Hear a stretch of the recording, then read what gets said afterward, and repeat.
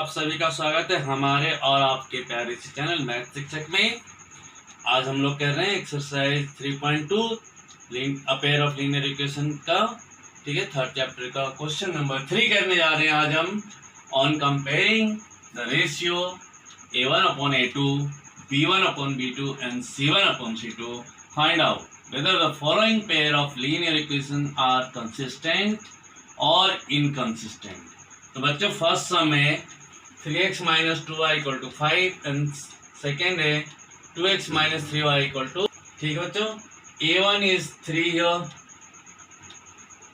b1 = -2 and c1 = 5, a2 = 2, b2 = -3 and c2 = 7, right. Compare करते हैं a1/a2 = how much? It is 3/2. Now check b1/b2. b1/b2, this is equal to -2/-3, -2/-3, so it is finally 2/3, right? Check c1/c2. c1/c2, how much is this? 5/7. So now you see a1/a2 is not equal to b1/b2. a1/a2 is not equal to b1/b2. Okay, so here it is, we have only two conditions to express consistent or inconsistent. So whenever a1/a2 is not equal to b1/b2, or all of these three are equal, means a1/a2, b1/b2 and c1/c2, all these three are equal, in these two cases the condition is consistent. In case it is case of parallel lines, you will write inconsistent. तो बच्चों ये equal नहीं है तो condition क्या हो गया? Consistent. तो thus we have completed this one. Let's attempt second sum, ठीक है। So it is अब मैं नहीं लिख रहा बार बार a1/2, आप लोग बहुत समझदार बच्चे हैं, खुद लिख सकते हैं इसे। a1/a2 डायरेक्ट लिख रहा हूँ, क्या हो जाएगा? 2/4 means if you simplify you get 1/2. b1/b2 equal to -3/-6, it is also 1/2 when simplified, and c1/c2 equal to 8/9. So what you see, this one is equal to this but not equal to c1/c2. तो condition कौन सा आ गया? a1/a2 equal to b1/b2 but not equal to c1/c2. So this is inconsistent.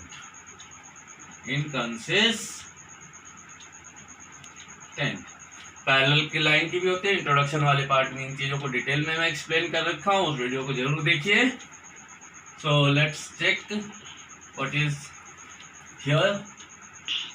a1/a2 equal to 3/2 divided by 9। यहाँ मैं divide करके जान के लिख रहा हूँ, ठीक है। तो आप देखो क्या हो जाएगा, 3/2 इंटू 1/9, रेसिप्रोकल लिखना होगा ना। तो what you get when simplified equal to 1/6, 2 into 3 आ गया। अब चेक करो आप, b1/b2 equal to 5/3 divided by -10। फिर इसको भी रेसिप्रोकल कर लेंगे, 5/3 इंटू माइनस ऊपर में लिख लो, ठीक है। 5 1 जा 5, 5 2 जा 10, what you get? -1/6। Now check c1/c2, what is your? 7/14। When simplified you get 1/2। So a1/a2 is not equal to b1/b2। तो जब ये कंडीशन आ जाती है तो थर्ड चेक करने की जरूरत भी नहीं रह जाती, b1/b2। तो क्या हुआ बच्चों? कंसिस्टेंट।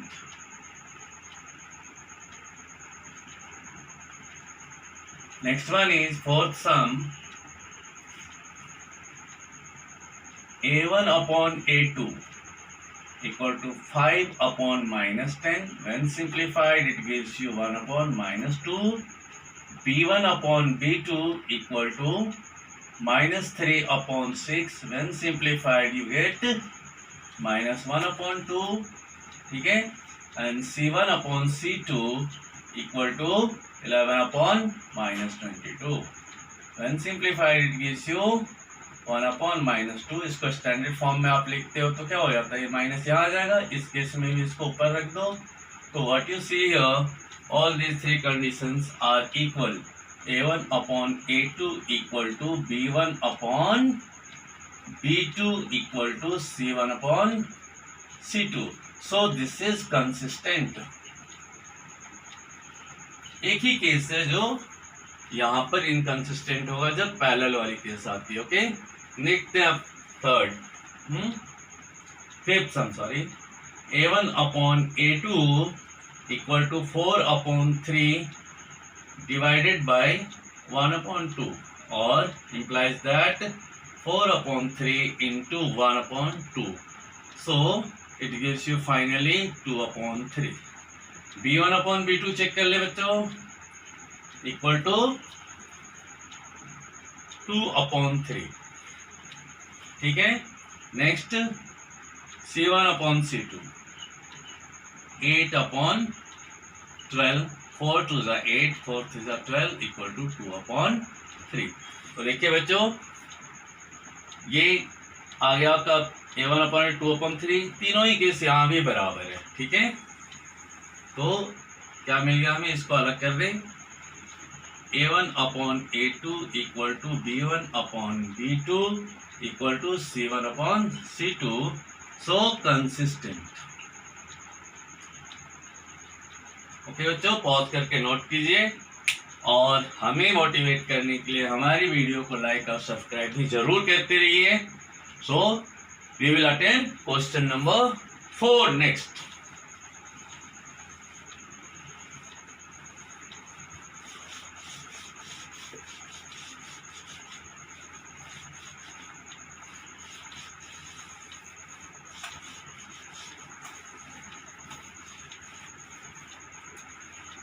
Question number 4. क्या है question, which of the following pair of linear equations are consistent or inconsistent, if consistent obtain the solution graphically. तो अभी आप थर्ड क्वेश्चन में देखो, कंसिस्टेंट इनकंसिस्टेंट के हम लोग 5 सम कर चुके हैं. इवन देन मैं बताऊंगा इसे, आप लोग तो सीख ही चुके हो गए. तो A1 अपॉन A2 की कंडीशन यहाँ भी चेक करो आप, क्या हो गया 1 अपॉन 2. B1 अपॉन B2 कितना है बच्चों, this is also 1 upon 2. And C1 upon C2 5 upon 10. Simplify करते हैं तो it is also equal to 1 upon 2. तो बच्चों ऐसे केस में क्या होता है कि ग्राफ कंसिस्टेंट हो गया, मीन्स ओवरलैपिंग, एक के ऊपर ही, ऐसे सपोज ये जा रहा है तो इस पर ही जाएगा. तो जितनी भी सॉल्यूशन इसकी होगी, ये y लिया, ये x लिया, इधर में नहीं ले रहा हूँ बट, तो जो कुछ भी इसकी सॉल्यूशन होगी वही इस दूसरे की भी होगी. तो आप ड्रॉ करने के लिए एक बॉक्स की अपनी सुविधा के लिए कर लो. यहाँ पर फर्स्ट वाले से मैं कर रहा हूँ, इसको भी सिंप्लीफाई करो तो सेम फॉर्म में आ जाएगा. x प्लस 2 से डिवाइड कर दो तो ठीक है. तो x plus y equal to 5. So you see x equal to 5 minus y. Can you write it like this? अब बॉक्स बनाना है इसके लिए तो बहुत ही सिंपल है, सारे सॉल्यूशंस को लिखना. ठीक है, x y, एक वैल्यू 0 ले लो y की, ये 5 हो गया. और अगर हम y की ले ले और कुछ 1 ले तो ये 4 होता है. और ये एक 0 इसकी 0 कन्वीनियंट होता है ग्राफ ड्रॉ करने के लिए. ठीक है बच्चों, अगर मैं इसको 5 ले लूँ तो ये 0 हो गया. देखो तो बहुत ही ईजी हो गया. मैं वैल्यूज के साथ ड्रॉ नहीं किया, ओवरलैपिंग ही जाता है. तो इसकी जो सोल्यूशन है वो दूसरे की भी है. ठीक है, so let's attempt this one. A1 upon A2 equal to 1/3, b1 upon b2 equal to -1 upon -3, that is 1/3 finally. And next c1 upon c2 equal to 8 upon 16. If you simplify, what you get? 8 1 is 8, 8 2 is 16, 1/2. So condition here applied is a1 upon a2 equal to b1 upon b2, but not equal to c1 upon c2. तो inconsistent हो गया, inconsistent. तो देखो बच्चे, आपके question में कह रखा है कि if consistent obtain the solution, जब सॉल्यूशन ऑब्टेन करने की बारी आएगी, इस केस में आपका ग्राफ कुछ भी हो पैरेलल जाएगा, ठीक है, graph is parallel. So all of you are so smart to do it yourself. Next, इस सम की थर्ड सम की चेक करते हैं. 1/a2 equal to 2/4. So 1/2 when simplified, b1 upon b2 equal to 1/-2.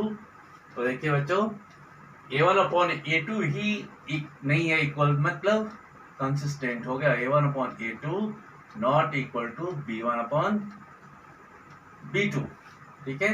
तो ये ग्राफ होगा कंसिस्टेंट, मतलब यूनिक सॉल्यूशन वाला और इंटरसेक्टिंग होगा. तो इसके हम ड्रॉ करते हैं, ठीक है, प्रॉपर ड्रॉ करेंगे इस सम के लिए. तो एक एक के लिए आप चेक करो वैल्यू. फर्स्ट इक्वेशन का क्या हो जाएगा? फर्स्ट वाले का लेते हैं हम y इक्वल टू 6 - 2x. सीधा दोनों को सेट कर दिया. आप देख रहे हो हर क्वेश्चन में मेरा कोशिश रहता है कि जिसके साथ कोई कोफिशिएंट नहीं है उसको ही मैं ऐसे रखता हूँ कि वैल्यू लेना आसान होता है. और होपफुली आप भी यही ट्राई करें, मैं सजेस्ट भी यही करूँगा. तो देखो बच्चे, अगर हम यहाँ पर वैल्यू पुट कर दे x की 1, ये हाँ, तो y कितना हो गया? 2 × 1 = 2, 4.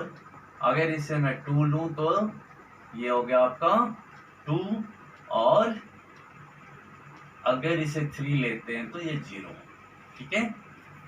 तो 0 के आसपास की वैल्यू के लिए भी मैं सजेस्ट करता हूँ.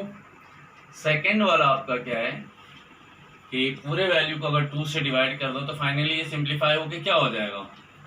2x - y - 4 = 0. सो यहाँ भी कोशिश रहेगी कि इक्वल टू y ही रखें हम, ठीक है. तो 2x - y - 4 = 0. इस बार आप ऐसा करो, 2x - 4 को यहीं रहने दो और y को राइट साइड कर दो. पॉजिटिव हो गया. अब ऐसी बॉक्स तैयार करते हैं इसकी 3 सॉल्यूशंस की. x y, x की वैल्यू अगर मैं 2 लूं तो 2 × 2 = 4, ये हो गया 0. अगर इसकी वैल्यू 1 लूं तो ये -2 हो जाएगा बच्चों. 1 × 2 is 2, 2 - 4 is -2. और अगर इसकी वैल्यू ले लेते हैं हम, 2 लिया, 1 लिया और एक 3 ले लो, चलो. सो 3 × 2 = 6 - 4, 6 - 4 is 2. तो 0 के आसपास हमारी वैल्यू है. आप लोग पॉज करके नोट कीजिए, मैं थोड़ा सा जगह बनाऊंगा ग्राफ के लिए, ठीक है. तो बच्चों, ये हो गया आपका y एक्सिस, और परफेक्शन एक्सपेक्ट ना करें क्योंकि मैं तो ऑन स्केल या कोई ग्राफ लेके ड्रॉ तो नहीं कर रहा proper, but I would like to give you perfect almost. Okay, this is origin. मैं एक वैल्यू ऑलमोस्ट इक्वल की मार्क करता हूँ. 1 2 3 4 5 6, कोई वैल्यू 6 से ज़्यादा तो है नहीं अपना, है ना. और y का क्या है? 1 2 3 4 5 6, ठीक है. तो यहाँ 2 मार्क कर लूँ, 4 6 और 2 4 6 काउंट नहीं करना पड़ेगा हमें फिर से। माइनस में वैल्यू है y की, यस 1 2 -2 -1 -3, इससे बड़ा वैल्यू तो नहीं है x की, सॉरी y अपना है, x की तो माइनस में थी भी नहीं, -1 -2 and -3। So we should mark coordinate positions। So first equation के लिए मार्क करते हैं, x 1 है और y 4 है, x 1 है तो y 4 है, ऑलमोस्ट यहाँ पर 1, 4। सेकेंड इज 2 2 2 तो 2 2, 2। नेक्स्ट इज 3 0 3 तो 0, यहीं पर हो जाएगा इसका कोऑर्डिनेट 3, 0। नेक्स्ट इज दूसरे ग्राफ के लिए देखो आप चाहे तो इसे पहले ड्रॉ ही कर लें,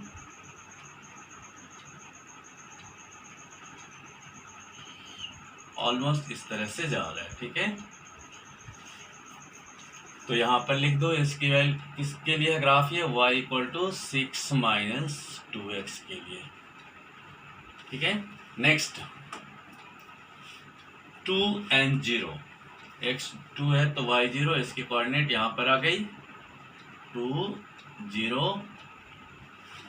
नेक्स्ट इज 1 -2, अगर ये 1 है तो -2 इस जगह पर हो गया आपका 1 -2। कोऑर्डिनेट मार्क करने में हमेशा x पहले और y की वैल्यू बाद में, और फिर next x 3 and y 2, x 3 y 2 1 2 यहाँ कहीं आ रहा है।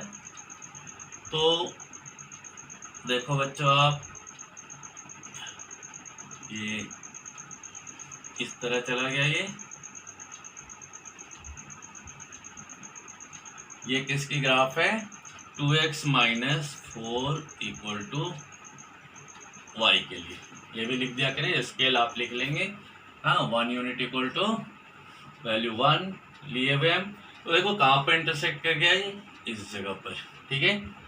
तो आपको फाइंड करनी है सॉल्यूशन ग्राफिकली। तो जब भी ग्राफिकली वैल्यू फाइंड करनी हो उस समय इंटरसेक्टिंग पॉइंट से एक perpendicular line dotted perpendicular x पे ड्रॉ कर लो और एक y पर। ये यहां से आता हुआ सा दिख रहा है, ठीक है। तो x की वैल्यू क्या हो गई 3, जहां पे कट करा y = 1।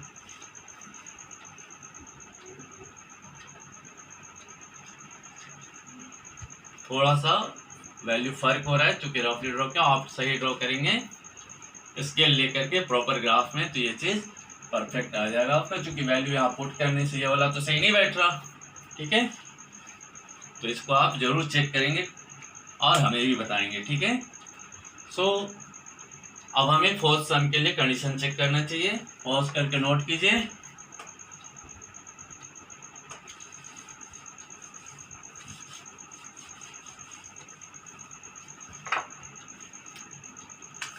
So A1/A2 = 2/4, simplified you get 1/2, B1/B2 = -2/-4, when simplified it is 1/2, and C1/C2 = -2/-5, so it is 2/5। तो क्या देखते हैं हम बच्चों, A1/A2 = B1/B2, but this is not equal to C1/C2। तो क्या हो गई आपकी इनकंसिस्टेंट,